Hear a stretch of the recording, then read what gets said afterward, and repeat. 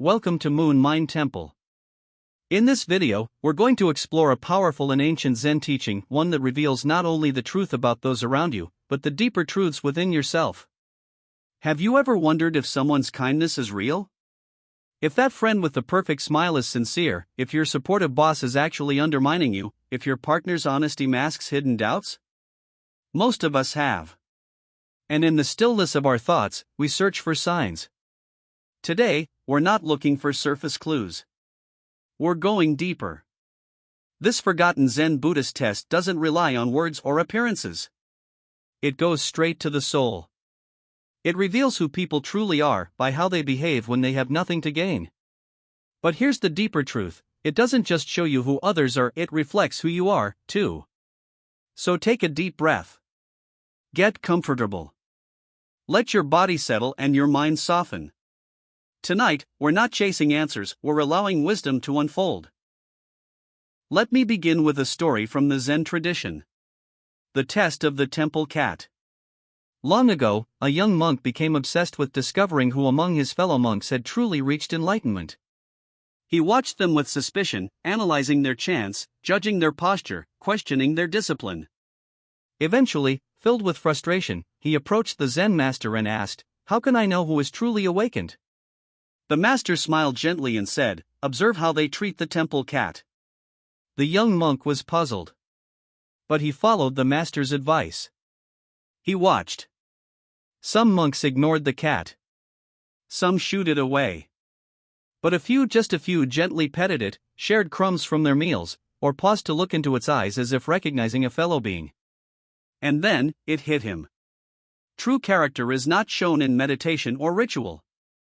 It is revealed in how we treat those who hold no power over us. This is the first Zen insight we must remember. Compassion without expectation is the mirror of the soul. Ask yourself, who are the temple cats in your life? The waiter. The delivery driver. The janitor. The stranger you passed by today. How do you treat them? When there's no audience and no reward, who are you, truly? The second insight: how we handle the little things. Let me share a moment from my own life. Years ago, I worked a high-pressure job.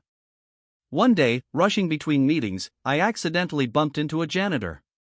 Irritated, I snapped at him. He paused. And in the gentlest voice, simply said, "I'm sorry." In that moment, I felt a deep shame. Not because I was corrected, but because his kindness shined brighter than my stress. His humility reflected a stillness I had lost. That moment taught me something I never forgot. Our reactions in small inconveniences speak louder than our highest intentions. You can meditate for an hour, but what happens when your coffee order is wrong? Or someone cuts you off in traffic? Or the internet drops in the middle of a meeting? The Buddha said, holding on to anger is like drinking poison and expecting the other person to suffer. Zen reminds us that these little disturbances, these 10,000 things, as they called them, aren't obstacles. They're invitations. Opportunities to practice grace in motion. So next time you're inconvenienced, pause. Breathe. Watch. You'll see your true reflection. A Zen story of ego and emotion. There's a story of a famous calligrapher, once asked to write a sign for a small tea shop. He poured his skill and spirit into the artwork. But when the owner complained about the price, the calligrapher became furious. The owner calmly said, "Ah, now I see the real artist. The one who hasn't mastered himself." That's the third insight. A beautiful exterior means nothing if it hides a storm within. In Zen monasteries, practitioners are often placed in discomfort intentionally: cold water baths, hard meditation cushions, strict routines, not to punish, but to reveal. To show what arises when the ego is stripped away, and only presence remains. We all wear masks. But it's in discomfort that the mask slips. Final reflection. So, how do we truly see someone's nature? Not through their words. Not even through their meditations. But in how they act toward the powerless, how they respond to frustration, and how they handle being unseen, unthanked, and uncomfortable. And how do we see ourselves? By turning the mirror inward. You don't need to be perfect. You just need to notice. Notice the urge to react. Notice the need for validation. And in that noticing, choose a different response. You are not your anger. You are not your fear. You are not the irritation that rises when plans fall apart. You are the awareness behind it all. The silent sky that watches the storm pass. So the next time you wonder about someone's character or your own, don't listen to the words. They're invitations to practice responding rather than reacting. So how do we begin this inner transformation? We begin by paying attention. Deep attention. Not just to others, but to ourselves. To the subtle shifts in our mood, to the tone of our voice, to the speed of our reactions. Zen teaches that awareness is the first step to awakening. Without awareness, we're like a leaf tossed by the wind, reacting without understanding, speaking without listening. Let's take this moment to pause again. Breathe slowly. Ask yourself, when was the last time I responded with gentleness instead of irritation?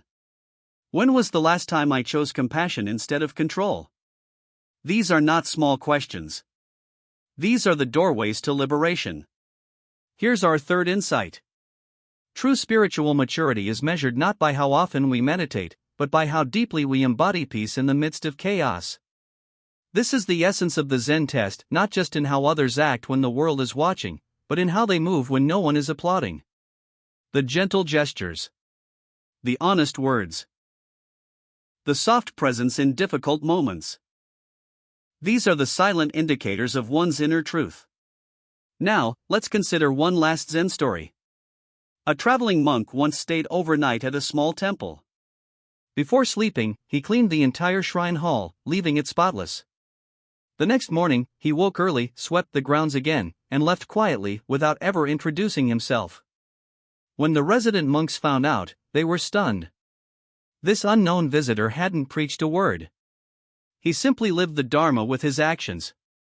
This story reminds us that the most powerful teachings are often silent. You don't need to announce your goodness. Just let it be seen in how you care, how you serve, and how you love. So what's the final insight? Integrity is when your inner self and your outer actions are in harmony. Not for applause. Not for reward. But because it is the path of truth. As we wrap up this journey, I invite you to take the Zen test not on others, but on yourself. Observe how you treat the overlooked. How you respond to difficulty. How you act when no one is watching. Because in Zen, awakening doesn't come through theory alone. It comes through embodiment, moment by moment, breath by breath. And so, dear listener, return to your life with this awareness. Let your daily routines become your sacred practice. Let your kindness become your meditation. Let your stillness become your strength. Thank you for joining us here at Moon Mind Temple. May your path be clear, your heart be calm, and your spirit rooted deeply in the present moment. Until next time. Be well. Be kind. Be awake. And if you ever forget, if you ever drift back into the storms of thought and worry, remember this. You can always return to the breath.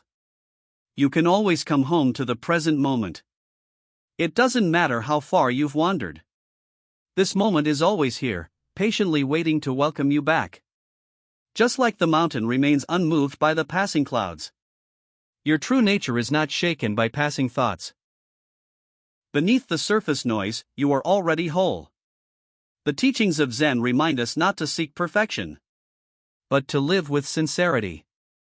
Not to chase after peace, but to discover that peace is what remains when we stop chasing. So as you drift into rest, let these words echo softly within.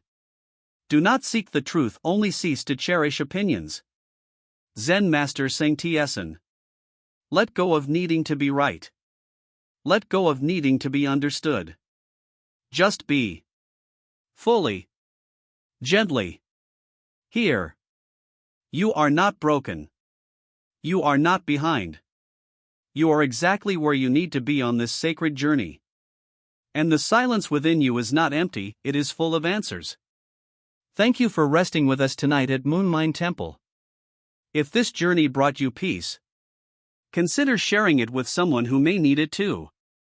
Until we meet again beneath the still sky, may your thoughts grow quiet.